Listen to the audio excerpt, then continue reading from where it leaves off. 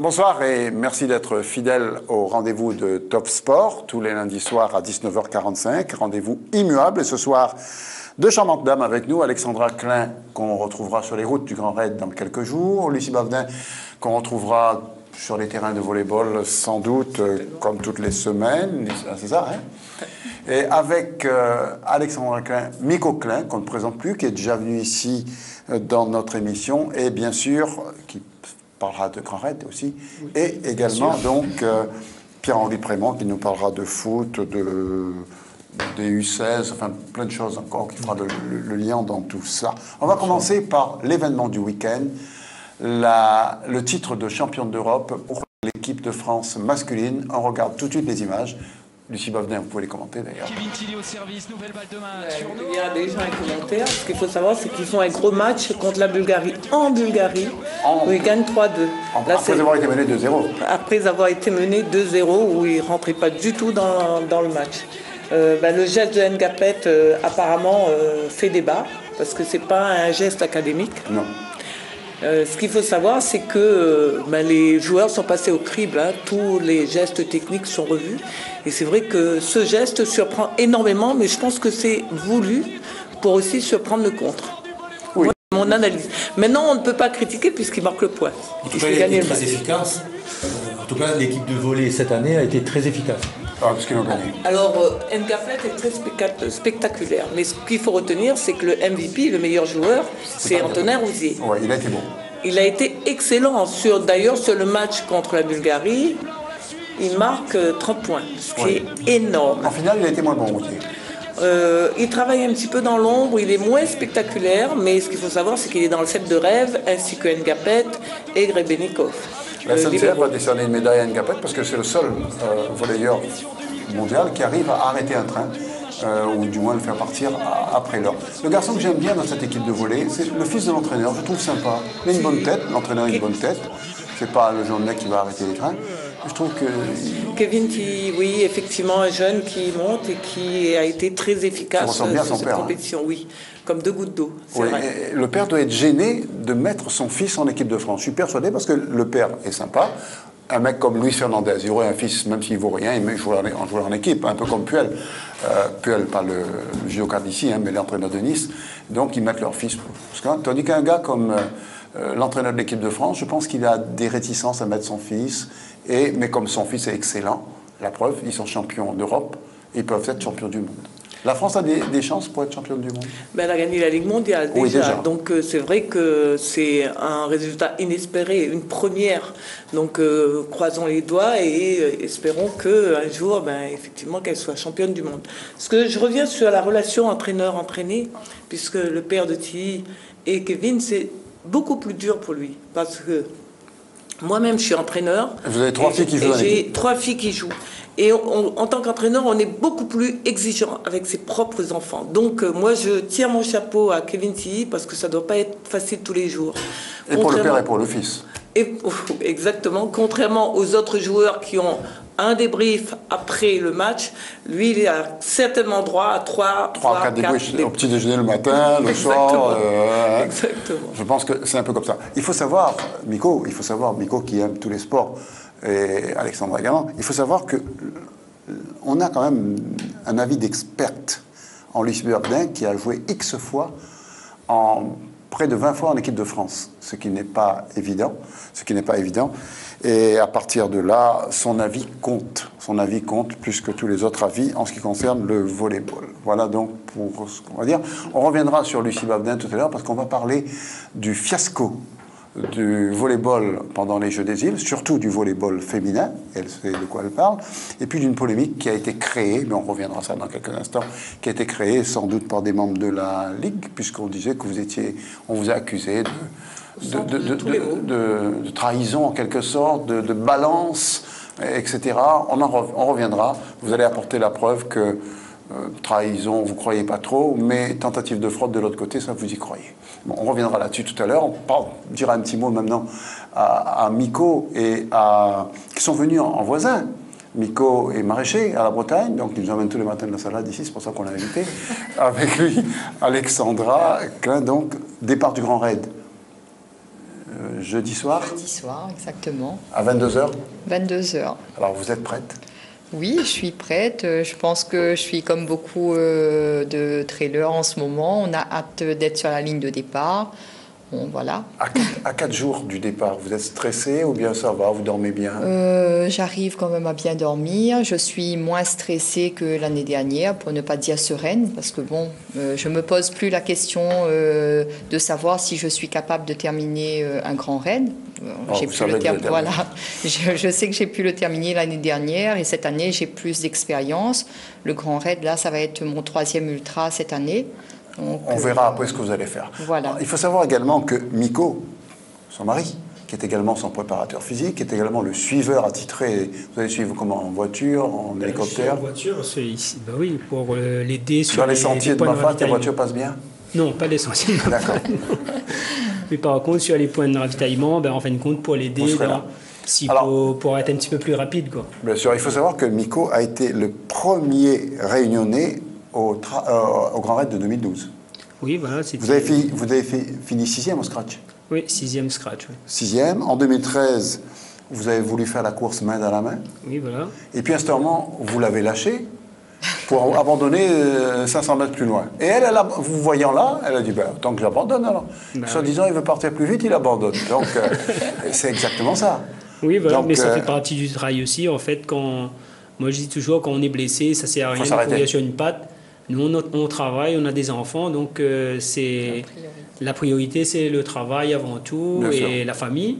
Et après, c'est le travail, c'est le plaisir, on prend du plaisir. Et quand il n'y a plus de plaisir, on s'arrête. Et en 2014, excuse-moi, oui, Pierre-Henri. C'est vous qui l'avez emmenée au trail ou bien elle courait régulièrement avec vous avant? Non, ils se sont rencontrés sur un sentier. Pour la petite anecdote, elle était anti-sport et à 23 ans, elle a commencé à mettre des baskets et à s'entraîner un petit peu parce qu'elle ne voulait pas courir, donc elle a marché un petit peu.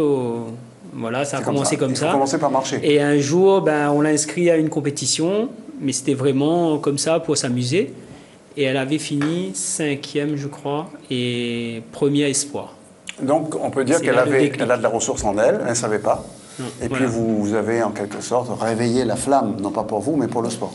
Voilà, et surtout pour moi aussi. En 2014, vous avez terminé tous les deux le Grand Raid, je crois. Et en 2015, vous avez fait le Transrun, cher à Jérôme Désiré. Oui, voilà. 2015, Transrun. 2015, Alexandra, elle a fait la Transrun, elle a fait le 130, et moi j'avais fait le 60. Saint-Denis, Saint-Philippe, 130 km. Hein. Voilà. Quand vous partez, on avait filmé, vous allez voir en short. Quand vous partez comme ça, vous vous arrêtez plus, vous vous arrêtez 130 km après? Voilà, oui. Carrément, c'est un petit peu, oui, c'est un peu ça. Le Grand Raid, c'est pareil, c'est pas un footing, mais c'est une balade. On prend ça souvent comme une balade, mais on est entraîné pour parce que on passe des week-ends, comme on fait tous les deux, et on aime bien le trail, donc on passe des week-ends. Un copain de Saint-Philippe vous dit viens manger à midi, et puis vous partez en courant depuis Saint-Philippe. Voilà, c'est un petit peu comme ça parce qu'on sort de la maison. Des fois le samedi on sort de la maison et puis on téléphone à un gîte dans Mafate et puis on part à pied et puis on rentre à pied à la maison. Voilà, c'était cette année. Même dire pour que la fête des amours, voilà. Il m'a proposé un week-end choc dans Mafate. Voilà, et il m'a accueilli des petites fleurs dans les pâturages. En marchant. Non, mais c'est extraordinaire. Exactement. Écoutez, on va rester sur le Grand Raid en sachant bien que vous aurez fort à faire cette année parce que vous avez Noria Picasse qui vient, qui est quand même pas n'importe qui, Émilie Lecomte. Exact. Qui risque d'être bon, le compte. Oui, je pense aussi. Le compte est bon. Nathalie Mauclair, on ne présente plus, une des meilleures du monde. Oui. Et puis, Alexandra Klein. Oui, je pense qu'il y en a d'autres aussi. Caroline Charverot. Bref, il y a beaucoup. En local, en local, il ne faut pas les oublier. Voilà. Christine qui fait première locale l'année dernière. On a eu Chico, Robert Chico tout à l'heure, il y a une demi-heure, et il nous a proposé une interview exclusive à 4 jours du départ. C'est sympa, hein. C'est à qui bien sûr. Robert Chico, comment se présente ce Grand Raid 2015? Vous êtes mieux placé que quiconque pour savoir comment ça se prépare, puisque vous êtes au siège social de l'association Le Grand Raid, où c'est l'effervescence, dans la mesure où nous mettons la dernière main aux petits détails, n'est-ce pas, qui feront ou ne feront pas de ces 3 courses des courses qui resteront en mémoire. En tous les cas, nous souhaitons que ça soit une réussite. Donc, nous essayons, par nos interventions multiples, d'être efficaces. Mais ce n'est pas toujours le cas, et on peut comprendre que certains compétiteurs se plaignent de ceci ou de cela. Mais voilà, nous approchons de la solution finale la plus complète possible, mais ce n'est pas toujours au rendez-vous. Quelle est la différence avec l'année dernière? Écoutez, nous avons la surprise de constater que d'une année à l'autre, les difficultés que nous rencontrons sont souvent différentes de celles de l'année précédente. Et c'est le cas encore cette année. Nous avons des difficultés au niveau d'une bonne compréhension de la part de la population, notamment à la possession, qui parfois n'accepte pas qu'il y ait autant de monde en si peu de temps, surtout dans le milieu urbain, ce qui explique que parfois il y ait des réticences, voire des mouvements d'humeur. Mais ceci étant, on peut penser que tout ça va rentrer dans l'ordre au jour J. Vous êtes en quelque sorte victime de votre succès? Oh, c'est vrai, quelque part, mais on ne s'en plaint pas non plus. On ne se plaint pas d'avoir du succès. Je pense que c'est un succès qui revient d'abord aux bénévoles qui nous entourent. Ils sont quand même 1500 en 1800. Bien évidemment, on ne les connaît pas tous, mais ils sont là, ils sont toujours présents et ils se renouvellent d'une manière incessante. Comme dans une ruche, les abeilles apportent leur pollen et puis disparaissent. Elles ont une durée de vie qui est toujours un peu éphémère, trop courte, mais la ruche est là, les abeilles sont là et les Réunionnais et Réunionnaises sont là pour faire vivre le Grand Raid et le faire survivre. Comment expliquez-vous ce succès mondial? Écoutez, je pense que d'abord ça tient à la qualité des paysages qui sont les nôtres, à la qualité de l'accueil qui est réservé par les Réunionnais et les Réunionnaises. Si les Réunionnais et Réunionnaises étaient grincheux, boudaient ce type d'épreuve, on peut penser effectivement que nous n'aurions pas ce succès. Donc voilà, c'est toute une série d'ingrédients qui font que on est reconnu maintenant parmi les compétitions les plus importantes et les plus imposantes. Mais je crois essentiellement, en tous les cas, c'est ce qui nous tient essentiellement à cœur, c'est de nous ancrer dans un système réunionnais-réunionnaise et de faire en sorte d'y rester le plus possible, le plus proche de la population. Voilà pourquoi ce que j'évoquais tout à l'heure me chagrine un petit peu parce que je ne dis pas qu'on n'ait pas compris, mais je peux comprendre également qu'on crée quelques nuisances, mais ces nuisances, il faut les accepter pour que la Réunion avance et avance, n'est-ce pas, dans le bon sens. Dernière question, à 4 jours du départ, tout est prêt? Non, pas du tout.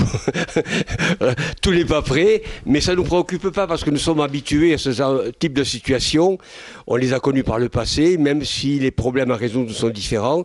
On est là pour les résoudre. On est 9 copains et copines, n'est-ce pas, qui forment le comité directeur. Chacun a des tâches bien définies.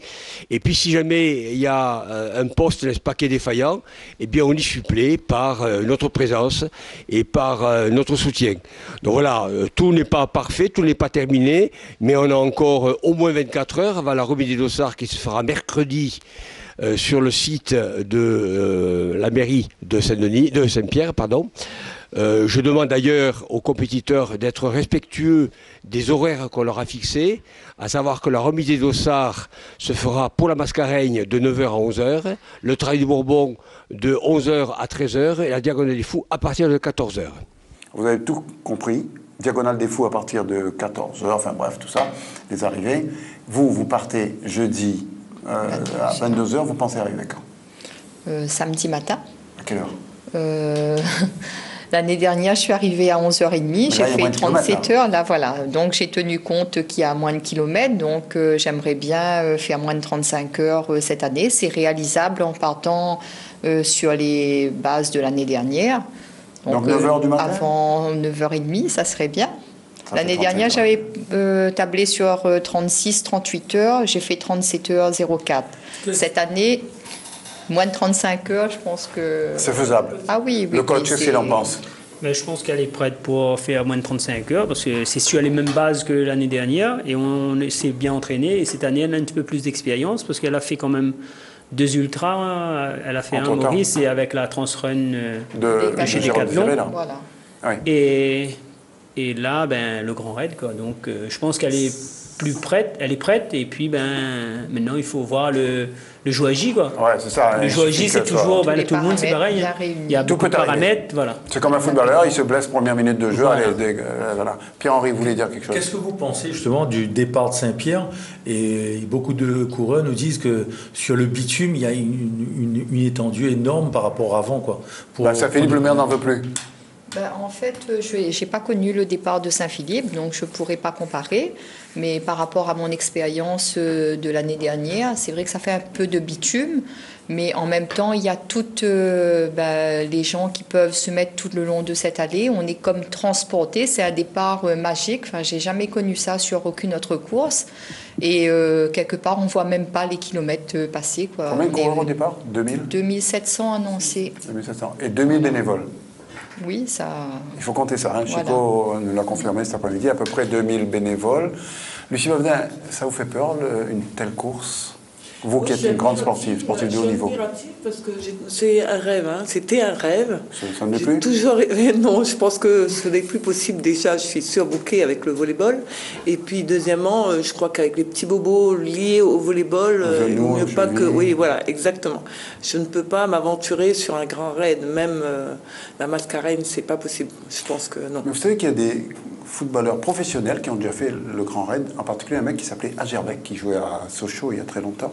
Il a fait le grand raid, je me demande comment il a fait, parce que quand on est footballeur professionnel, on a un genou qui claudique, une cheville qui est presque en lambeaux, et il a réussi. Il faut croire qu'avec la volonté, tout est possible. Et quelqu'un m'a dit, quand on fait le grand raid, il faut s'arrêter quand c'est arrivé, quoi. C'est tout. C'est Alexandre Gilles, qui est un excellent journaliste, qui me l'a dit, qui est excellent d'ailleurs. Hein. Ça, il faut reconnaître. Il est sur la diagonale des fous.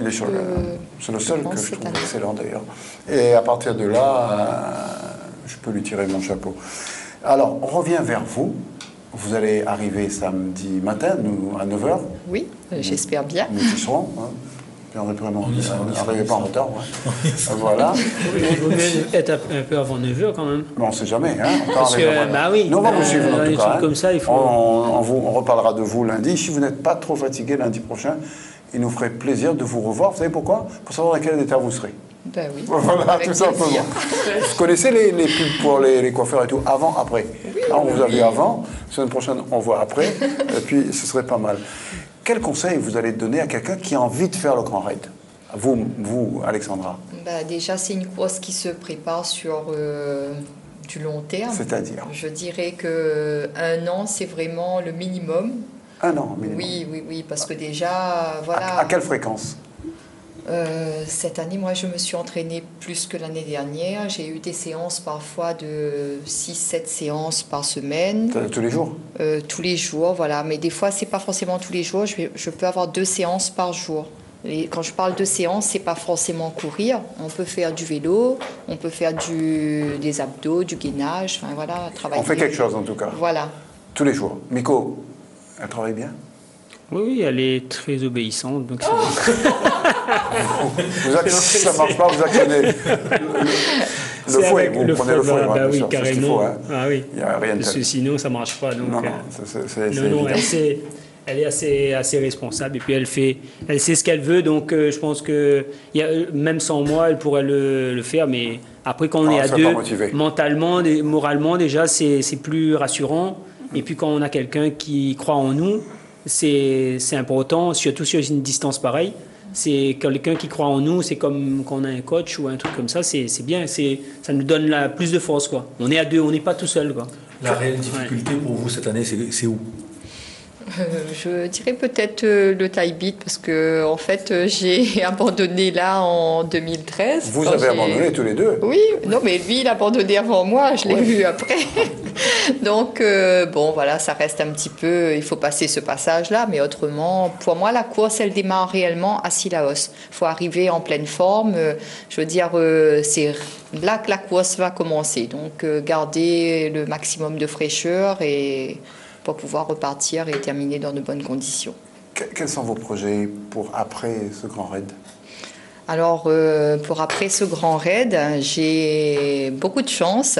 Alors, il y a un projet qui se dessine. J'ai un sponsor qui va appuyer ce projet. Donc j'ai déjà mon sponsor actuel, Decathlon, voilà, qui m'aide déjà, qui me suit pour la 3e année, donc qui me suivra encore, j'espère, pour de longues années encore. On lui dira un petit mot. Mais particulièrement pour ce projet Ultra Trail World Tour, UTWT, j'ai un autre sponsor qui va m'aider à réaliser ce projet-là. Donc j'ai choisi de participer à trois voyages l'année prochaine, trois courses dans le monde.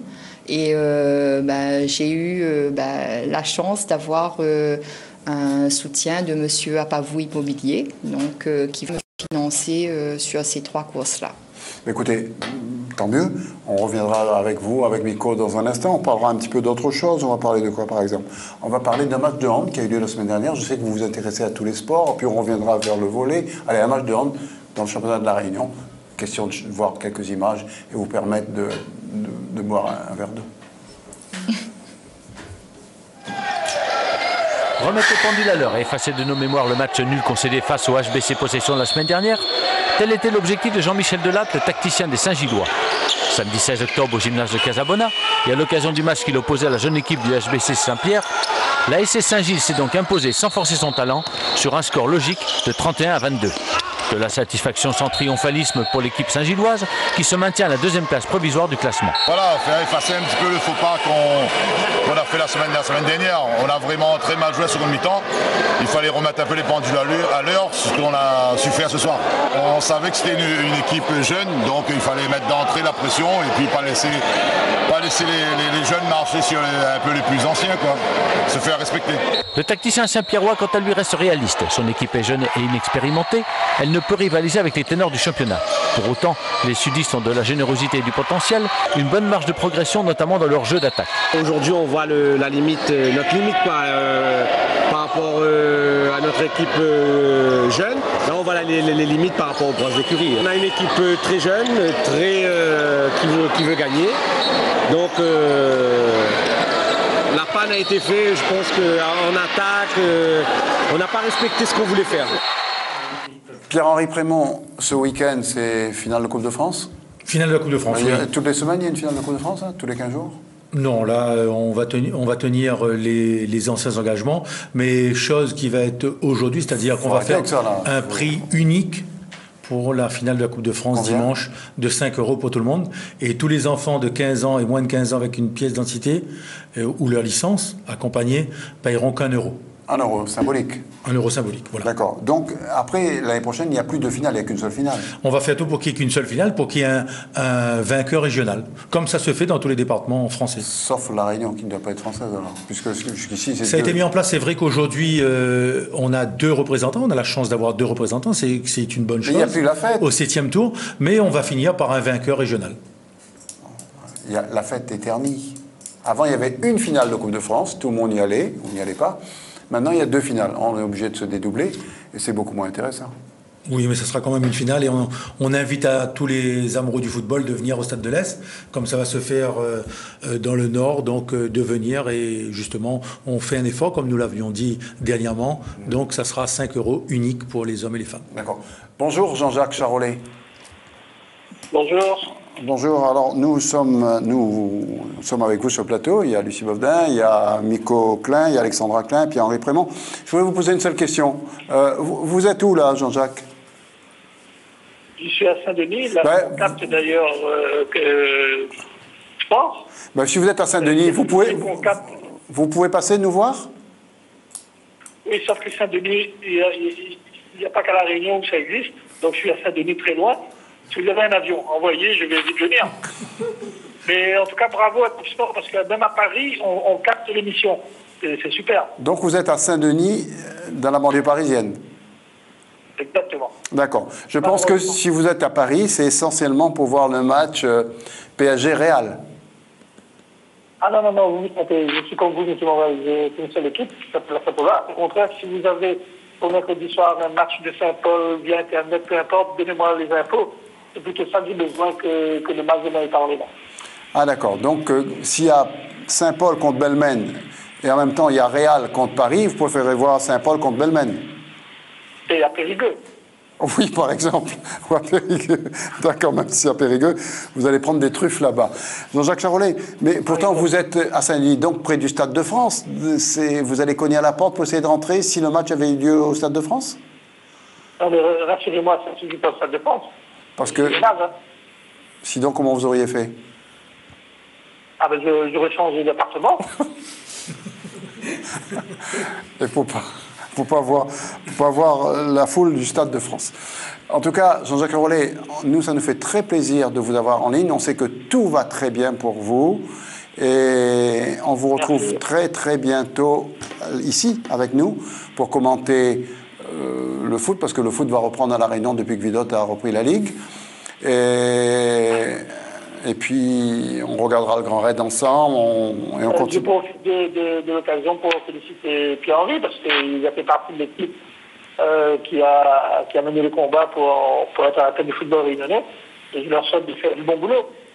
D'accord. En tout cas, j'ai hâte de voir ça. Donc, je serai de retour vers le mois de novembre, et j'espère que j'aurai l'occasion de voir une évolution de notre football en rentrant. Vous avez eu le bonjour tout à l'heure de quelqu'un qui était venu sur notre plateau, Roger Ramchetti, à qui j'ai dit que vous l'aimiez beaucoup, et c'est tout à fait réciproque. C'est les gens les plus compétents que j'ai connus dans ma vie. C'est ce qu'il dit de vous également. Mariez-vous ou non? Faites quelque chose? Comme quoi, qui se ressemble, ça semble. Mais bon, on est amis, c'est déjà pas mal. C'est déjà pas mal. Pierre-Henri, vous voulez dire quelque chose? Oui, en tout cas, merci beaucoup Jean-Jacques. Et de toute façon, vous savez que depuis qu'on est là, nous, toutes les personnes qui veulent travailler pour le football, dans l'intérêt général du football, sont la bienvenue. Voilà. Donc vous en faites partie. En tout cas, on verra certaines discussions. Je crois que M. Noël en fait partie aussi. Donc bien sûr. On sera une belle équipe, je pense. Écoutez, Jean-Jacques Charolais, occupez-vous de vous et puis on verra le reste après, d'accord? D'accord. Bonsoir, on a un autre appel. Salut. Jean-Jacques, à plus tard. Bonjour à toute la réunion. Ouais, il n'y a aucun problème. Bonsoir. Bonsoir. Oui, bonsoir, c'est Salvador. Salvador Dali?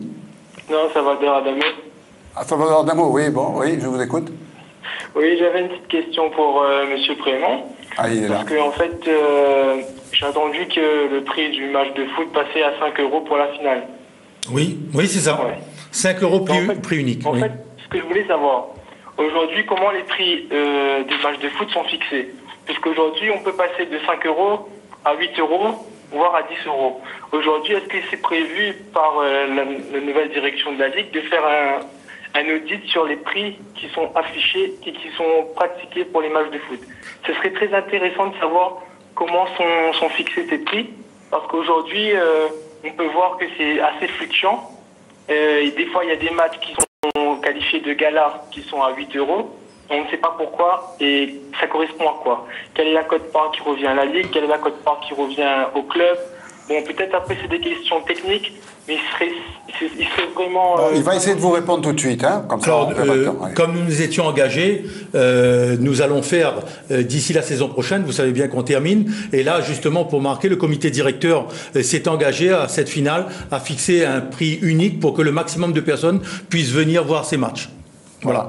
Donc je peux vous garantir que l'année prochaine, les prix vont baisser dans l'intérêt général pour que le maximum d'enfants, de femmes et de personnes viennent voir ces matchs. Voilà, on a répondu à votre question. Pierre-Henri Prémont, on reste sur le foot parce qu'après il y a Armand Coupou qui viendra en pleurant nous parler de rugby parce qu'il a pris une déculottée, une branlée, tout ce que vous voulez.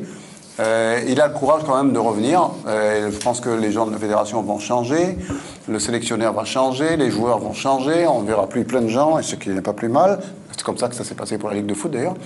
Quand on est là trop longtemps, ben voyez, voilà ce qui arrive.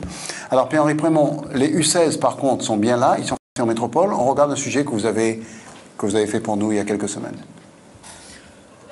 Oui, ils étaient en préparation justement, chose que justement nous allons mettre en place bientôt, c'est-à-dire qu'il y a une partie qui sont nés en 99, une partie en U16 qui sont nés en 2000. Donc cette sélection s'est préparée sur plusieurs week-ends et ils vont participer justement dans la ville de Reims à un rassemblement justement pour la détection à partir de demain où ils rencontreront les ligues de Picardie, d'Île-de-France et de Champagne-Ardenne.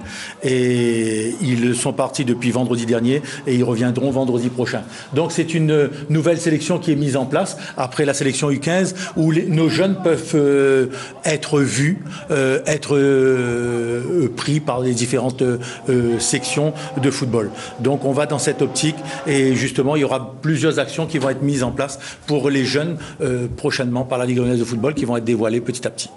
Voilà. Mais donc ces jeunes reviennent bientôt, on saura s'il y en a qui ont été détectés là-dedans? Bien sûr, ils auront certainement des contacts avec d'autres clubs. Donc le but, c'est justement de faire voir nos jeunes le maximum de fois et le plus souvent possible. Donc ça s'est bien passé avec un regroupement de tous les jeunes du nord au sud, de l'est à l'ouest. Il y aura une bonne politique de jeunes avec la nouvelle ligue? Le but, c'est qu'on s'était engagé justement avec la nouvelle politique pour que les jeunes soient au centre du football de plus en plus par rapport à ce qui se passait au fur et à mesure. Donc dans cette optique, avec la nouvelle politique qui sera mise en place par la direction technique régionale, donc pour que les jeunes soient mis en place.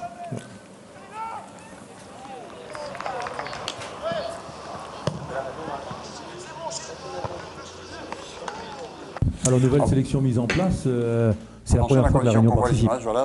Oui, mais c'est une opération qui a été mise en place depuis quelques années au niveau de la métropole. En vérité, c'est un peu comme une deuxième chance pour les joueurs là, qui ont participé cette année à la Coupe nationale U15, avec la particularité aussi, c'est de récupérer des joueurs qui ont participé l'année dernière. Maintenant, on appelle ça une interligue. Et donc voilà, c'est une manière pour la Réunion d'avoir une exposition, de se montrer, on va dire, au niveau à la fois de la direction technique nationale, donc par les entraîneurs, mais aussi par les clubs professionnels, puisque dans ces regroupements, il y a une quinzaine de clubs professionnels qui font le déplacement. Et donc c'est une chance supplémentaire de se faire remarquer au plus haut niveau national. Alors cette nouvelle catégorie, justement, on voit qu'on prend une partie des 99, une partie des 2000. Alors souvent, soit on est en avance, soit on est en arrière. Donc c'est une bonne chose, quoi. Moi, je pense que c'est une très bonne chose, dans la mesure où on a très peu, nous, d'exposition, à part les interligues, à part la tournée du pôle, à part aussi les initiatives de clubs. Il ne faut pas oublier quand même qu'il y a beaucoup de joueurs qui se font remarquer à travers les tournois que font les clubs. Mais bon, là, c'est vraiment, je dirais, un regroupement de l'élite, des meilleurs, avec cette perspective aussi de continuer sa progression, sa formation, de faire partie des 120 joueurs identifiés au niveau national et qui ensuite enchaînent sur des sélections nationales et donc qui rentrent, on va dire, dans cette identification au niveau national et qui permet donc aussi à des joueurs comme ça qui ont été ou blessés d'ailleurs, ou qui ont été un petit peu en méforme, ou qui étaient un petit peu en décalage, en retard, on va dire, de développement, c'est-à-dire en retard un petit peu en termes de maturité. Donc je pense que nous, à La Réunion, c'est peut-être plus à ce niveau-là, que c'est vraiment une action qui nous permet de montrer à nouveau, ou de montrer pour la première fois des joueurs qui ont un petit peu une maturité tardive et qui, à un certain moment, se réalisent, s'épanouissent et donc arrivent à maturité justement pour se faire remarquer. Alors c'est prévu pour quand et où? Alors là, donc l'Interligue teste plus tournoi, donc il y a 3 matchs, c'est du 20 au 22 octobre à Reims. Voilà, à Reims, la ville du sacre du football surtout. Et Armand Coupou, ça va? Bonsoir. Vous avez dormi depuis 2-3 nuits? Oh, un peu compliqué, mais bon, on s'y fait avec. Bon, vous savez, c'est la vie, hein. Bon, l'équipe de France elle a été décevante. Hein. Bon, tous les Français sont les Français sont abattus. Ils ont été décalqués complètement par les Blacks. Comment vous dites ça, décalqués? C'est la catastrophe, je dirais. C'est la catastrophe dans le rugby français. Bon, effectivement, je suis un peu touché aussi parce que en faisant partie de la Fédération française de rugby. Est-ce que vous êtes coulé? Pas coulé. Parle pas. On tient debout. Les élections, c'est l'année prochaine, c'est au mois de novembre. On aura encore un an. Encore un an. Donc, on fera tout pour remettre en place. Non, mais c'est clair, si en parlant de rugby, effectivement, les Français ont été déçus de ce match. On a été vraiment bousculés par les Blacks, par leur jeu. Un jeu au rugby à 7, je dirais. Hein, je rugby à 7. Est-ce qu'une 4L peut faire une course avec une Oui, voilà, exactement, c'est ça ce que je veux dire. C'est que on voit dans le jeu, dans le gestuel, dans l'engagement, dans la rapidité, on a vu un club, une équipe de Nouvelle-Zélande très engagée, efficace. On n'était pas à la hauteur. On n'était pas à la hauteur, ça a du mérite. Vous qui êtes éclectique. Comment un sélectionneur peut annoncer on est à sa place, c'est-à-dire on est à la 9e place? Moi, j'ai l'impression que depuis le début, je suis le rugby depuis pas mal de temps. Il n'est pas dynamique quand il communique. Il baisse la tête. Et deux, on a l'impression qu'il ne donne pas envie aux joueurs. Je ne sais pas, je crois que Yves pourra vous répondre parce qu'il a reçu ici. Il a réussi ici. Je l'ai reçu ici. Alors il a dit, il était avec nous, il a dit j'ai un problème en France. Top 14, j'ai plein d'étrangers qui jouent dans les équipes top 14 et j'ai du mal à faire une équipe. À trouver des joueurs français qui jouent au rugby, j'ai des problèmes pour trouver des postes. Donc c'est clair, ça c'est vrai.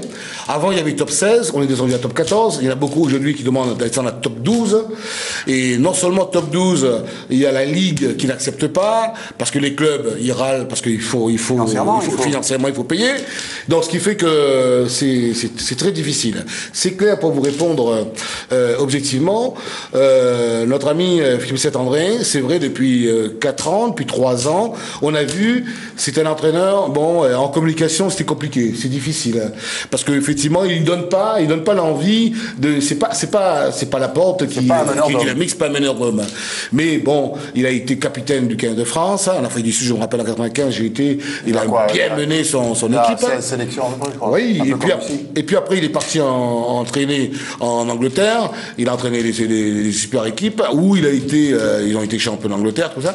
Mais le poste 2 en France, ça a été très compliqué pour lui. Aujourd'hui, il lui dit que il est très déçu et que il y a des joueurs qui paraît-il qui auraient triché, comme Papé, comme Michala, comme l'autre. Bastoro, quand il est agent. Papé, tout ça, oui.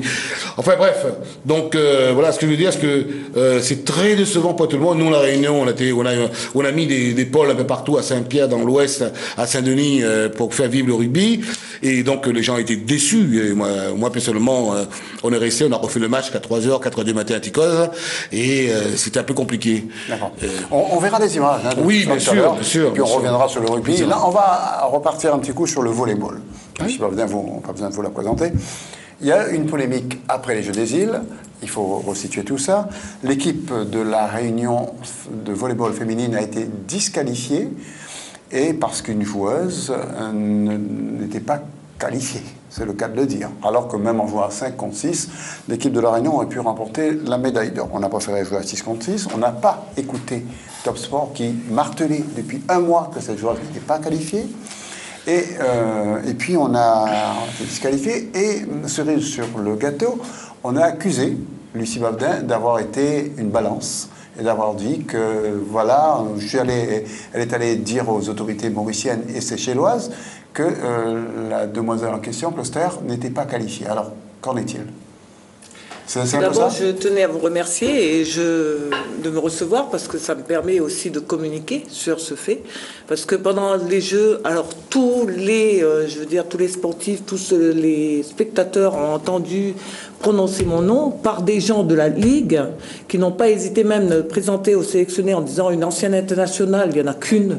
Je veux dire, ancienne internationale, c'est pas compliqué, qui n'a pas le sens du patriotisme. On a dit de tout. Sur les réseaux sociaux, on m'a traité de tous les noms, même dans les médias. Alors, c'est vrai que depuis, j'ai investigué, on a cherché quelles étaient les raisons de la disqualification de Myriam Closter. Et vous avez trouvé? Alors, on a trouvé pas mal de documents. Alors, contrairement au système de l'ADILAFE qui a été beaucoup de manipulations pendant les Jeux des Îles, nous avons des documents. Alors le premier document, on a dit, Lucie Bavdin, on a évoqué son nom au niveau des réunions du KIJ. On a dit, voilà, Lucie Bavdin a dit si. Bon, moi j'ai un document qui précise qu'à aucun moment, signé de M. Jean-François Beaulieu, qui est secrétaire général du KIJ, qui dit qu'à aucun moment mon nom n'a été évoqué. Concernant la qualification de Myriam Closter, nous allons revenir sur les conditions de la charte. Pour être qualifié. Alors, pour être qualifié. 1, être natif de l'île. Ce n'est pas le cas de cette dame. 2, avoir 3 ans en amont de la compétition, incluant l'année de la compétition. Ce n'est pas encore le cas, puisqu'elle est en métropole MVP. Et troisième cas, c'est 5 années de licence à justifier. C'est là où on va blesse. Voilà. Alors, premier document, une attestation du président de la SPTT qui dit qu'elle était à La Réunion, licenciée Omnisport à partir de 1997, et jusqu'en 2002. Ça fait 5 ans. Ça fait 5 ans. Deuxième document, alors là, il y a 3 années de licence Omnisport, 2 années de licence volleyball. Deuxième document, vous allez voir qu'il fait conflit déjà avec le premier document, une attestation de la présidente qui dit qu'elle a, de 97 à 2002, 5 ans de licence volleyball. C'est incompatible avec l'autre papier, là. Incompatible. On a également un autre document qui est du délégué technique international qui parle de, pareil, 3 ans de licence Omnisport, 2 années de licence volleyball. Et tout un chacun, n'importe qui peut aller sur Google. Alors Madame Closter a un site officiel où il y a ses partenaires, etc., ses photos. Son site officiel où elle dit, elle est née en 89 à Montreuil-sur-Mer. Elle est à Tahiti de 6 ans à 11 ans. J'ai presque 11 ans et il nous faut déménager. Vous faites le compte, 89 plus 11, ça fait 2000. Un deuxième site où... pareil, c'est sur son site Facebook, son site officiel, où elle dit alors, je dois tout cela à ma mère qui vient de la République centrafricaine et à mes jeunes années passées à Tahiti, entre parenthèses, de 5 à 11 ans. Troisième, donc ça c'est son Facebook. Donc à 11 ans, elle ne pouvait pas être à La Réunion et à Tahiti en même temps. D'accord. Et troisième article... Sauf si elle avait l'avion de Charolais, là.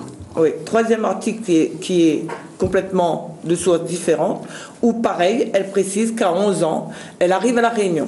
Donc, ces documents qui ne sont pas des documents Wikipédia, pas du tout, puisque ce sont des sites officiels. Nous, on a interrogé, on est accompagné par un juriste qui nous a dit, quand sur Internet, vous avez 3 sources différentes qui convergent à la même information, juridiquement, l'information est bonne. Je n'ai pas terminé, donc... Ce qui veut dire que les informations qui ont été données, ce sont des faux.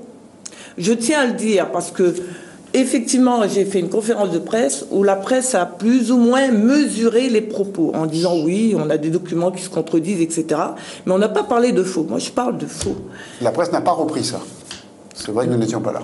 Alors, deuxième, donc dans un premier temps, les 5 ans de licence à La Réunion, ça ne passe pas. On a également un document qui est présenté de la Fédération internationale de volleyball. Alors ça, c'est encore plus grave.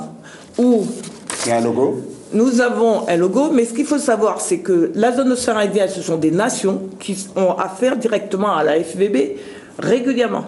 Et donc, inutile de vous dire que quand vous présentez un document avec un faux logo, non signé, ben ça fait désordre. Oui. Alors, voilà. Ce document a été envoyé à la FVB et nous avons la réponse. Avec un vrai logo cette fois. Avec un vrai logo. Je tenais à vous préciser que la lettre que vous nous avez fait parvenir par email ne provient pas des bureaux de la FIVB. Ah bon, qu'est-ce que vous en pensez? C'est la triche, c'est dommage. C'est ce que là. C'est très dommage de voir ce côté qui se passe. Effectivement, ça fait grand bruit au niveau sportif La Réunion. Moi-même, j'ai réagi, je me dis, mais c'est. En plus, c'est un peu trop facile de dire que tout vient de l'ICI Bovdin, non? Est-ce qu'on avait besoin de faire ça pour gagner À 4 contre 6, on gagnait. Comme disait, est-ce qu'on avait besoin de faire tous ces documents, des faux, comme tu dis là, pour gagner cette compétition? Non.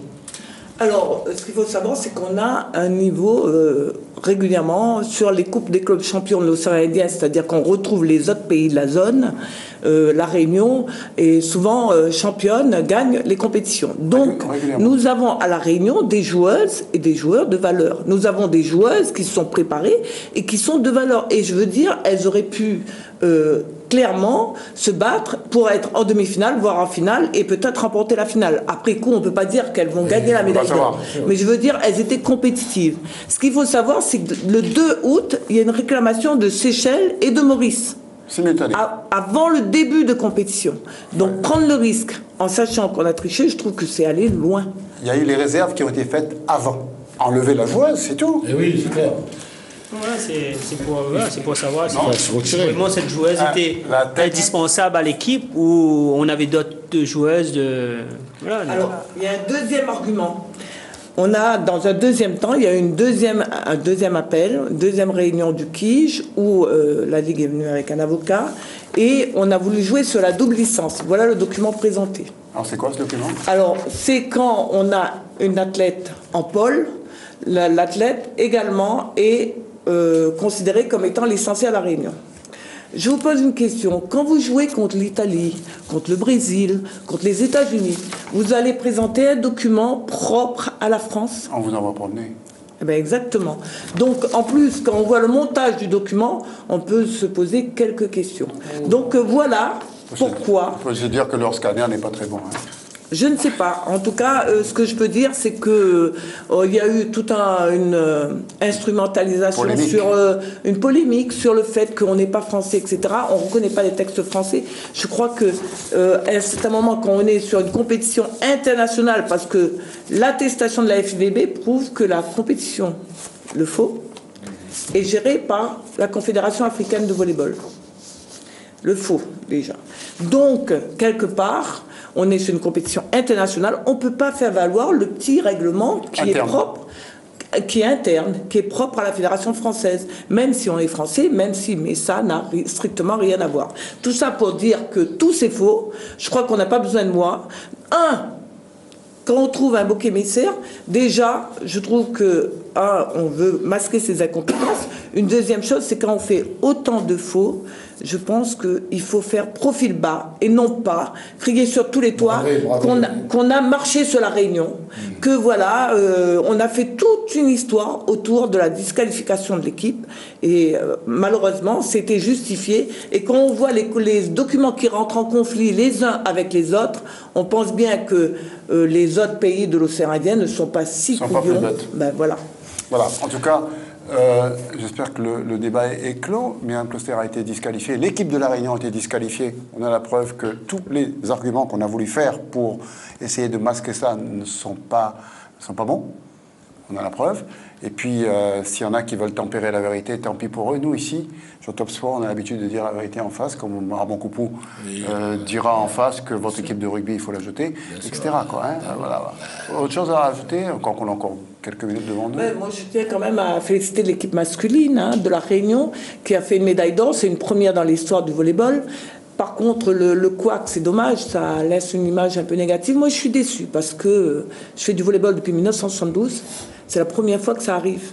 Et, à la SPTT de Montpellier? Oui, j'ai été effectivement licenciée à la SPTT de Montpellier. Mais ce que je veux dire, c'est que moi, j'ai l'impression qu'on ternit un peu l'image du volleyball local.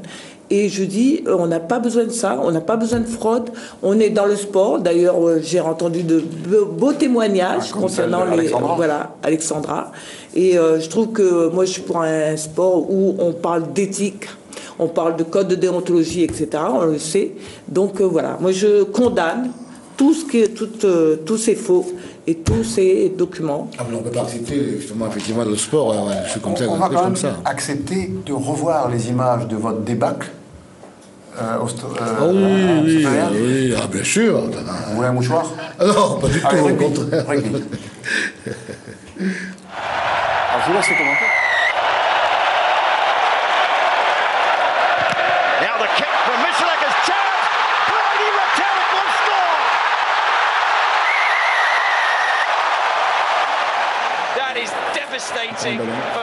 Il se blesse, il se claque en même temps. Et quand on a une deuxième ligne qui va marquer l'essai, donc bon. C'est Novès qui va prendre la place. C'est Guy Novès qui va prendre la place à partir du 1er novembre. C'est 1er novembre. Mais il n'a pas joué depuis un an au moins, Michalak. Il joue sur le nom. Regardez la vitesse. C'est la folie. C'est la folie. C'est un jeu rugby à 7. Quand on voit les passes, les passes contre une petite voiture. Ah ouais. Vous allez ça, hein. Le son. Et comment on a pu penser qu'on aurait pu les battre? Comment vous avez pensé à ça? On a poussé pour justement. On savait que, oui, dans notre tête, que bon, parce que depuis 3 ans, on voyait que la France, on gagnait des matchs, mais dans le jeu, on n'était pas du tout. Même Alexandra pense comme nous. La France regresse. Nico lui connaît bien le rugby. Il y a un essai, le gestuel, regardez. Ça, c'est ces passes-là. Ça, c'est terrible. Il n'y a que Picamol qui marque un essai. Il n'a pas été bon, Ouais, un peu. Mauvais les Français sur le cache. Aïe, aïe, aïe. Ouais, il faut c'est bien sûr. Mais les deux sautent, donc il n'y a pas faute. Ouais, il n'y a pas faute. Ouais. Par contre, il y a un essai que je voulais voir là, à mon avis, c'est celui-là, oui. Quand il va, voilà, boum, boum, boum. Or que à l'école de rugby, on dit toujours les plaquages sur le milieu des jambes, en dessous de la taille. Et là, on va à l'épaule. On cherche à avoir à l'épaule. C'est pas possible. Ah non. Ça, le score aurait pu être pire. Ça, hein. Oh, mais quand même déjà 62 à 13. c'est pas mal. C'est terrifiant. Sur la fin, il rate un essai tout fait, le ballon réglé sans ses mains. C'est terrifiant. Terrifiant. C'est une démonstration. Ils sont bien entraînés. Les seniors font des minimes, là. Oui. Et là, et non seulement ça, quand on voit les Blacks, les Sud-Africains, les Australiens et les Argentins, c'est les 4 pays qui pratiquent le rugby du fort du Sud, l'hémisphère Sud. Donc, ce qui fait que le rugby du Nord, il n'a pas. Il passe par un bras. Et voilà, classique, quoi. Classique. Mais c'est terrible. On prend l'eau. On n'est pas de la hauteur. Hein. On a un autre. D'accord. Bastaro qui est lourd, qui a du mal à se dépasser maintenant. Non, il n'y a rien à dire, Au contraire, félicitations au Black qui nous a fait. C'est une belle leçon de rugby qu'on a vécu là samedi soir. Bon, les Français pleurent, les Français ils ont du mal, mais il faut reconnaître qu'il n'y a rien à dire. Non, il n'y a rien à dire. Ah là, il tourne le ballon. Là. Armand Roubaud, oui. Tout va changer. Le sélectionneur va changer, les joueurs vont changer, la fédération va changer. Vous allez être viré, vous ? Je ne sais pas, les élections c'est au mois de novembre l'année prochaine, donc on ne sait pas. Donc, enfin, moi je m'occupe les dom-toms, les outre-mer. Je m'occupe tous les outre-mer. Il n'y a pas un outre-mer, non, Bastaro non, joue même plus. Non, pas du tout. Bon, nous avons des jeunes réunionnais quand même qui réussissent, qui intègrent les pôles espoirs. À toi, on a 3 ou 4 ou 5. Qui n'est pas trop réunionnais, qui aurait pu être là-dedans, qui n'est pas là-dedans. Oui, mais c'est un réunionnais quand même. Il est venu à la Réunion 2, 3 ans, 4 ans, il a vécu ici, après il est parti. Il est un peu comme Coster, hein. Oui. Bon, on a en ligne Yacine Ganti, bonsoir. Voilà. Bonsoir Yacine. Juste, on veut savoir, qu'est-ce qui s'est passé ce week-end en karting à Paris? Parce qu'à La Réunion, il y a eu une course, mais il y a eu 12 concurrents, donc on n'a même pas regardé. Écoute, en métropole, il y avait quand même une manche internationale de la Yamé. Une manche au Mans? Oui, une manche au Mans, la catégorie X30. Il y avait des juniors qui étaient représentés par Réan Gani. Le fils Fabien Gani qui est champion à La Réunion, d'ailleurs Réan. Donc lui, il a eu du mal à se qualifier avec un niveau qui était très très élevé. Il est parti en finale B et malheureusement, il était 4e et à quelques toits de l'arrivée, il s'est fait sortir, il s'est retrouvé en face avec un pilote qui faisait une sortie, donc il n'a pas terminé. Malheureusement, par contre... Parlez-nous de la révélation Bangui. La révélation Bangui, donc après son grand frère qui a fait quand même une manche la semaine dernière à Varennes, une manche de championnat de France et qui a fait 12e, qui est un très très bon résultat. Avec une finale, la finale 3, il a fait 8e, donc ça c'est très très bon. Et son petit frère, là, qui est venu rouler en shifter, donc c'était la catégorie Rennes. C'est le 3e frère Bangui, là, alors? C'est le 3e frère Bangui? C'est le deuxième. Ah, deuxième. Il n'y en a que 2. Il y en a encore 3 là? Non, d'accord. Ah bon, il y a de l'espoir. Donc Nazim, qui évolue à catégorie Rennes à La Réunion, ici, donc il a roulé donc la catégorie shifter X30, donc qui est une catégorie Rennes dans cette catégorie-là, donc la X30. Il se retrouvait 21e au départ de la finale et il a fait 6e. Donc il a profité d'un carambolage au départ et il a pu tirer son épingle du jeu. Donc il se retrouve parmi les 10 premiers et il s'est battu... 10 premiers mondiaux. 10 premiers mondiaux. Très bien. Ouais, manche mondiale, donc premier français surtout, donc devant c'était un Américain qui gagnait, après un Portugais, je sais pas quoi. 3e un Slave. Donc il fait 6e, donc il a brillé, donc il se fait remarquer. On est bien d'accord en métropole. Yacine, on vous reçoit, vous et Gagny la semaine prochaine, hein, c'est réglé. Et Bangui. Et Bangui, c'est ça. Avec Nadim Bangui, donc qui est dans notre club, donc on a déjà 3 invités pour la semaine prochaine. Vous vous deux et Alexandra. Voilà, donc pour Miko, parce que Alexandra viendra pas sans Miko. Voilà, donc on se voit la semaine prochaine. Bravo pour tout ça. Voilà, tous les deux, on viendra. Vous parlez de tout ça avec des images surtout. Sans images, restez chez vous. Voilà. On va essayer de trouver des belles images. Ok. Écoutez. Merci beaucoup à toute l'équipe de Top Sport. Voilà, merci. Alexandra, tous nos voeux vont vous accompagner pour cette course. Merci. Nico, prenez votre voiture, suivez partout. Oui, nous, on souhaite bon courage à tout le monde aussi et surtout à nos amis qui sont venus spécialement de métropole pour faire le Grand Raid. Donc, en tout cas, je peux vous assurer qu'il y a plein de gens qui sont arrivés de métropole. Un grand événement, ça. Un grand événement de portée mondiale. Lucie, la polémique s'est éteinte, j'espère. Maintenant, ils ont compris, et puis s'ils ne comprennent pas, tant pis, un jour ils vont comprendre. C'est pas bien grave. En tout cas, je suis à la disposition de tous ceux qui veulent savoir, parce que il n'y a tout pas de souci. Tout est là. C'est bien de communiquer, parce que même moi, en tant que président du comité, j'ai eu plein de présidents de ligue qui n'étaient pas au courant de ça.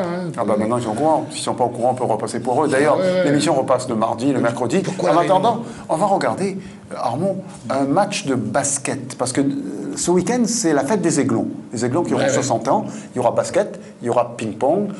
Qu'est-ce qu'ils peuvent faire encore, les Aiglons? Enfin, plein de sports. Ils jouaient au foot également. À l'époque, c'est au terrain des Aiglons. C'est rue Sainte-Anne, célèbre terrain.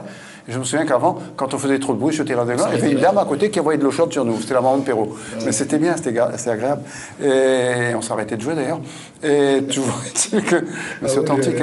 Mais on va regarder un match de basket américain, des images tournées par Maëva et Xavier Morel. C'était la semaine dernière.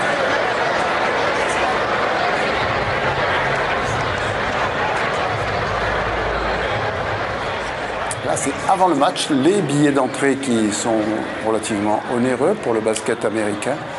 Et on peut vous dire que ce match qui a eu lieu à la Barclays Stadium opposait Maëva Morel, et Xavier, et Networks et à l'équipe de Boston. Networks qui est en perte de vitesse depuis quelques semaines. Il y avait environ, pour ce match de basket, 20 000 personnes, ce qui est quand même pas mal. Là, c'est tout l'échauffement, c'est tout le rituel qu'il y a avec envers Boston et de l'autre côté, bien sûr, l'équipe de Networks. Il faut dire qu'un match de basket à New York, c'est quand même quelque chose d'exceptionnel. Et là, on a vu la présentation des hymnes et puis le match qui commence avec... de part et d'autre, des joueurs ô combien adroits. Ce sont les meilleurs joueurs du monde, ou presque. Et beaucoup de spectateurs pour ces rencontres qui ont eu lieu donc en plein New York.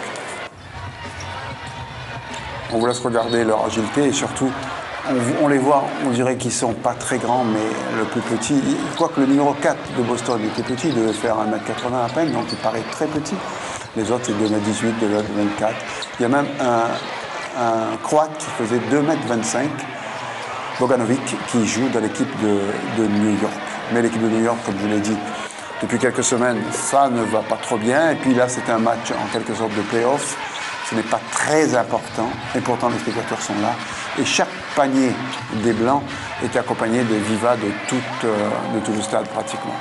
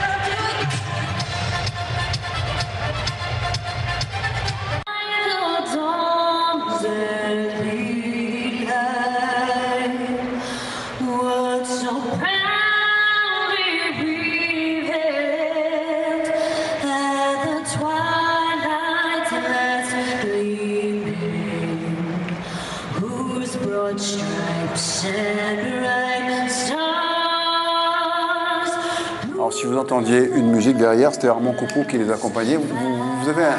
J'adore les hymnes. C'est vrai? Ah oui, tous les hymnes. D'accord. Vous allez nous en faire un panel une autre fois? Quand tu veux. C'est vrai? L'hymne sud-africain. Ou l'hymne des All Blacks. Vous connaissez les All Blacks? Les Blacks aussi. Toi, tu connais? Ah oui. Bon, on va arrêter quand même. Dans les stades. Alors, on fera un hymne pour Alexandra qui va faire le grand raid. Ouais. Ah ouais. Vous savez pas?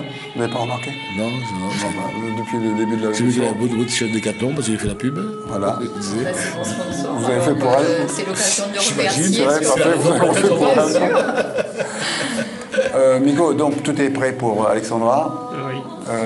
Armand, on se retrouve bientôt. Demi-finale. Oui, mais enfin, vous n'êtes plus dedans. Hein. Finale. D'accord. Attends. Vous irez voir? On fait un pari. Je sais pas. Non, je suis un petit peu. Non, je partirai le 10. Là. Ah ouais. Non, je resterai là.